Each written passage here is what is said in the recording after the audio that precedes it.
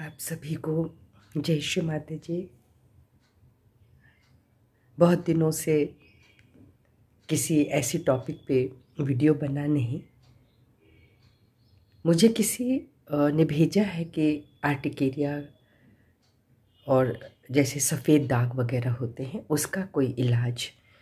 वैसे तो सहज योग में बहुत ही चीज़ों का इलाज है, मतलब अचूक इलाज होते हैं, और धीरे धीरे शनै शनै अगर आप उस पर ध्यान दें, उसके अनुसार कार्य करें तो ये बहुत फ़ायदा करता है और दवाएं कम होती चली जाती हैं। ये तो ठीक है, लेकिन हमको सरेंडर भी, हमको समर्पण भी करना है।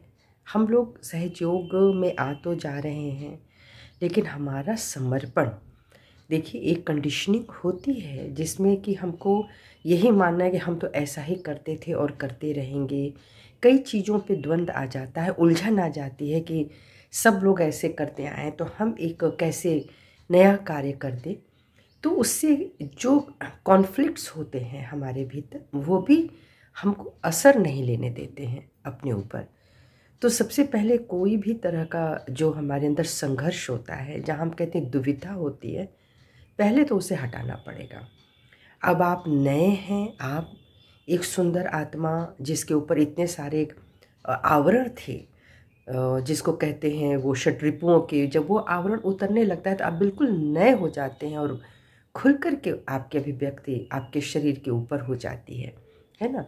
अभी तक केवल शरीर की अभिव्यक्ति थी, आत्मा की अभिव्यक्ति समझ में नहीं आती थी, लेकिन जब आप ध्यान करने लगते हैं तो आपकी आत्मा की अभिव्यक्ति आपके चेहरे पे, आपके बॉडी पे आने लगती है। वो दिख जाता है, बॉडी लैंग्वेज, वह सब कुछ नज़र आ जाता है कि हाँ ये व्यक्ति ध्यान करता है, समझता है। और सहयोग में तो ये बहुत ही आवश्यक है कि आपको कुंडलिनी माँ पर ध्यान करना है और उन्हें प्रसन्न करना है, करते ही रहना है।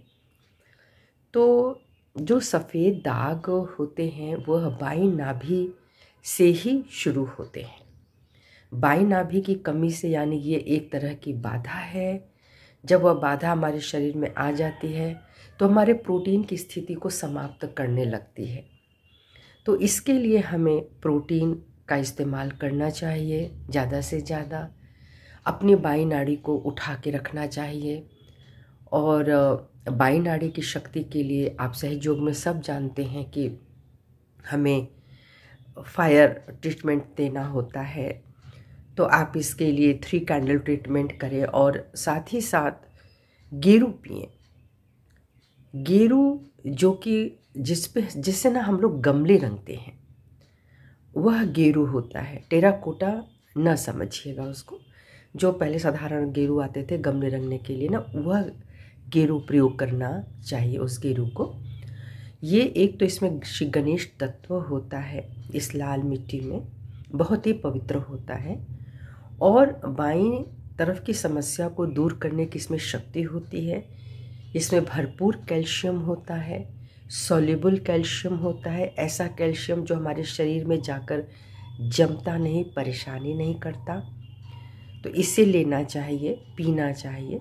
डायबिटिक पेशेंट को भी जैसे बताया गया है कि गेरू का प्रयोग करना चाहिए। जिनको कैल्शियम की डेफिशिएंसी है उनको गेरू का प्रयोग करना चाहिए। 1/4 टीस्पून लेकर के आप उसको पानी में घोल के थोड़ा सा पी लें, या कहीं आप भिगो करके ही रख लें और उसको ऊपर का पानी पीते रहें। आप हल्के से 2-3 बार भी पानी पिएंगे तो कैल्शियम की डेफिशिएंसी दूर हो जाती है। छोटा बच्चा है, उसको दांत निकलने में दिक्कत हो रही है, तो गेरू में शहद लगा करके उसको पीते हैं तो उससे भी आराम हो जाता है। दांत जल्दी निकलते हैं और जो लूज मोशंस वगैरह होते हैं वो भी, उसमें भी आराम हो जाता है। तो छोटी छोटी बातों का ध्यान रखना पड़ता है। और साथ में जिनको सफ़ेद दाग हैं वो गेरू में घोल करके पानी में या उसको थोड़ा सा ऑयल में उस जगह पे लगाएं जहाँ वह दाग है। तो जब उसको लगाएंगे तो उसको फिर काले कपड़े से बांधें, ये प्रकाश की बात है।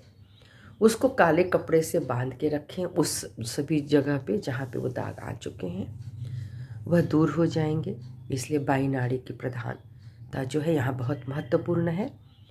बाई नाड़ी को उत्थित करें और श्री महाकाली का मंत्र, श्री भैरवनाथ जी का मंत्र भी लें। आप सहयोगी जानते हैं, जो नहीं जानते हैं उनको सहयोग में आकर के इस चीज़ को समझना चाहिए कि यह मेडिकली और स्पिरिचुअली दोनों का एक बहुत ही सुंदर संयोग है हमारा।